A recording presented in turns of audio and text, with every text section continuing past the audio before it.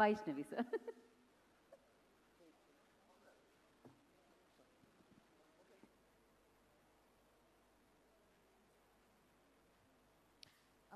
ఫస్ట్గా ఇక్కడికి వచ్చిన మీడియా వాళ్ళందరికీ థ్యాంక్ యూ సో మచ్. అసలు లవ్ మీ ఎప్పుడు స్టార్ట్ అయింది, ఎప్పుడు షూట్ అయింది, ఎప్పుడు షూటింగ్ మొత్తం అయిపోయి ఆడియో లాంచ్ వరకు వచ్చింది, అసలు ఏం అర్థం కాలేదు. ఈ చాలా ఫాస్ట్గా అయిపోయింది. ఈ ఫాస్ట్ జర్నీలో నేను చాలా చూసిన, చాలా నేర్చుకున్నా. లవ్ మీకి సంబంధించిన టీం వాళ్ళందరూ ఒక ఫుల్ ఎనర్జీ, ఒక ఫుల్ ఫోకస్ పెట్టుకొని వర్క్ చేస్తుండే. వాళ్ళు నాకు ఒక మోటివేషన్ లాగా అనిపిస్తుండే. ఎంత అలసిపోయినా నేను వీళ్ళందరి సెట్లో ఉరుకులాట చూసి, వాళ్ళ energy towards project, energy towards career చూసి నాకు ఇంకా మంచిగా పని చేయాలి, ఇంకా మోటివేషన్తో పని చేయాలన్న ఫీలింగ్ వస్తుండే. మా ఏడీస్ అందరికీ, ప్రొడక్షన్ వాళ్ళందరికీ, ప్రతి ఒక్కరికి firstly thank you so much. First ఇది ఆఫ్టర్ కొన్ని రోజుల తర్వాత ఆడియో లాంచ్ చేస్తున్నారు కదా. సో ఇంత కొన్ని ఇయర్స్ బ్యాక్ ఆడియో లాంచ్ అంటే ఫుల్ ఇంట్రెస్ట్, ఫుల్ ఎనర్జీతోని వెయిట్ చేస్తుండే మేము.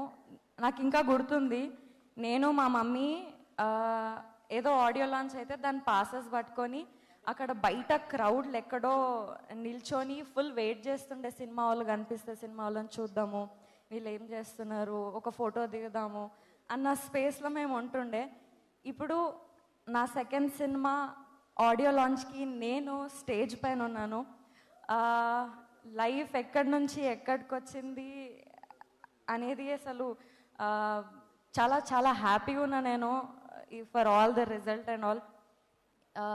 ఇంకా సెకండ్ ఫిలింకి ఇంత పెద్ద టెక్నీషియన్స్, పెద్ద మనుషులతోని నేను పనిచేసినండే. Keeravani sir, PC sir, Dil Raju sir, Sirish sir. నేనేమనుకుంటున్నా అంటే వీళ్ళందరిది వేరే లోకం. వాళ్ళు మనం వాళ్ళని రీచ్ అవ్వలేమేమో, అక్కడ దాకా మనం పోలేమేమో అనుకుంటుండే. But I'm very grateful, I'm very thankful to PC sir, to Keeravani sir and Raju sir, Sirish sir. నా సెకండ్ మూవీకి ఇంత మంచి ఆపర్చునిటీ నాకు ఇచ్చినందుకు థ్యాంక్ యూ సో మచ్. నేను కీరవాణి సార్తోని ఫస్ట్ కలిసినప్పుడు ఫుల్ భయపడకుండా పోయినా.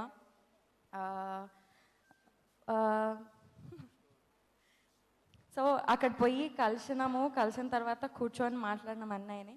ఒక ప్రొఫెషనల్, ఒక లెజెండ్ మ్యూజిక్ డైరెక్టర్ ముందు ఒక అన్ప్రొఫెషనల్ సింగర్ పోయి నేను పాట పాడతాను, నాకు చిన్నప్పటి నుంచి చాలా ఇంట్రెస్ట్, పాడాలని ఎప్పటి నుంచో ఉంది అని అన్నాను.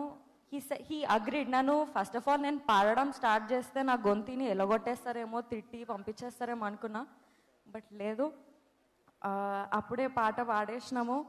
మనకు జనరల్గా ఎవరైనా కాంప్లిమెంట్స్ ఇస్తే మనం ఫుల్ ఖుష్ అయిపోతాం కదా. అట్లాంటిది మన ఆస్కార్ అవార్డ్ విన్నర్ నాకు ఆ రోజు నీ వాయిస్ బాగుంది పిల్ల, బాగా పాడుతున్నావు అని అంటే ఇంకా నేను చాలా చాలా హ్యాపీ అయిపోయినా. Sir thank you so much for your motivation. ఆ రోజు నాకు నిజంగా ధైర్యం లేకుండే మేము ముందు కూర్చునేది. బట్ మీరు నాకు ఆ మోటివేషన్ ఇచ్చి నన్ను పుష్ చేసి పాట పాడించినారు. అప్పుడెప్పుడు నేను చిన్న ఉన్నప్పుడు అయ్యప్ప పూజలు అవుతుంటాయి కదా, అందులో దేవుడు పాటలు పాడేదాన్ని. అట్లాంటిది ఇప్పుడు నా సెకండ్ సినిమాకి, నా సినిమాకి మీతోని పాట పాడే ఛాన్స్ వచ్చింది. Thank you so much sir, thank you. PC sir thank you so much.